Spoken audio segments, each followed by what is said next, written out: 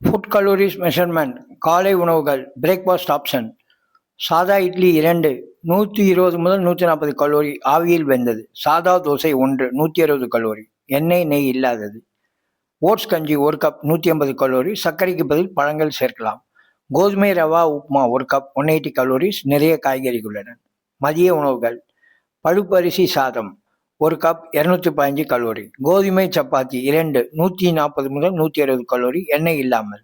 பருப்பு சாம்பார் கூட்டு 1 கப் 100 முதல் 120 கலோரி. காய்கறி பொரியல் 1 கப் 60 முதல் 80 கலோரி குறைந்த எண்ணெயில் செய்தது.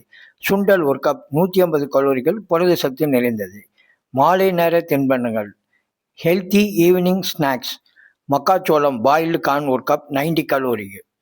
பொரி பஃப்டு ரைஸ் 2 கப் 60 கலோரி வெங்காயம் தக்காளி சேர்த்தது. டோக்லா 2 துண்டுகள் 180 கலோரிகள் 1.